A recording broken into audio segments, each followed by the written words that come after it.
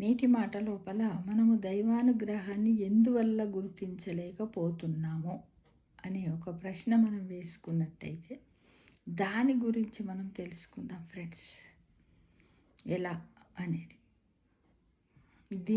దీనికి మనలోని స్వార్థము సంకుచితత్వమే కారణమని మనం ఒప్పుకోక తప్పదు.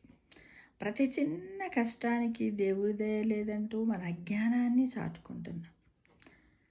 మన వేలుకో కాలుకో వచ్చిన చిన్న బాధను కూడా గుర్తిస్తున్నామే కానీ మిగిలిన శరీరం అంతా బాగుందన్న సత్యాన్ని గ్రహించలేకపోతున్నాం ఫ్రెండ్స్.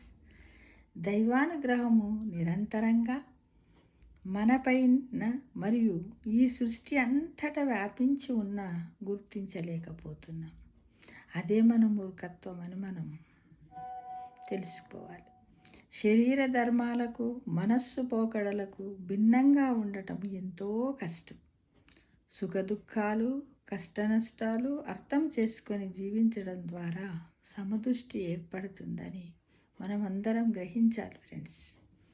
మనలోని స్థిరాస్తిగా ఉన్న దైవము ఈ మనోదేహాలచే చరాస్తులుగా మారటం ప్రకృతిలోని అంతర్భాగమే.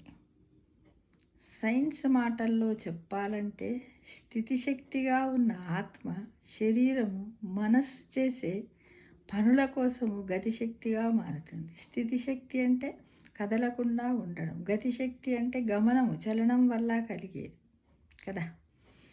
ఇలా మారుతూ ఉంటుంది. కాబట్టి దాన్ని మనలో స్థిరాస్తిగా ఉంచుకున్నట్టయితే మనోదేహాలచే మనము ఆ చరాస్తులుగా మారటం ప్రకృతిలోని అంతర్భాగమని మనమందరము తెలుసుకోవాలి.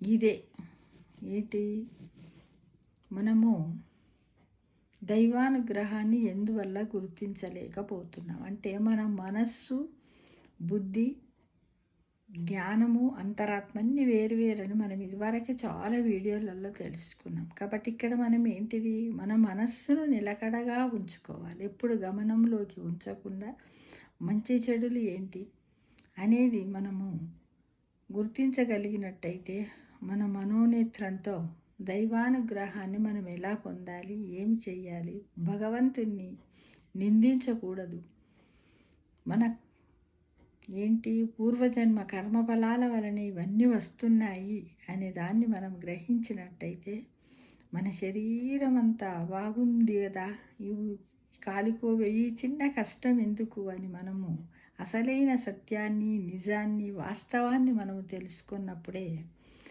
దైవానుగ్రహాన్ని మనము తెలుసుకోగలుగుతాం ఫ్రెండ్స్. తప్పకుండా మనందరం కూడా దైవానుగ్రహం కోసం నిరంతరంగా మనపైన మరియు ఈ సృష్టి అంతటా వ్యాపించి ఉన్నదని నిజాన్ని మనము నమ్మాలి. నమ్మినప్పుడే మనము సమదృష్టితో జీవించడానికి ముందుంటామని మరియు అలానే శాంతిగా ఉంటామని, మనశ్శాంతి మేలుగా కావాల్సింది ప్రతి వ్యక్తికి కూడా ఏంటి ఫ్రెండ్స్, శాంతి, మనశ్శాంతి. అది ఎన్ని వేల కోట్ల రూపాయలు పెట్టినా దొరకదు. అంటే మనం చేసే కర్మలలో కూడా జాలి, దయ, ధర్మము, నిస్వార్థ సేవ ఇవన్నీ ఉన్నప్పుడే మనము నిజంగా శాంతిగా ఉండగలుగుతామనే విషయాన్ని మనం గ్రహించుకుంటూ దాన్ని మన నిత్య జీవితంలో ఇంప్లిమెంట్ చేద్దామా ఫ్రెండ్స్. అంతేగా మరి. సమస్త లోక సుఖినో భవంతు.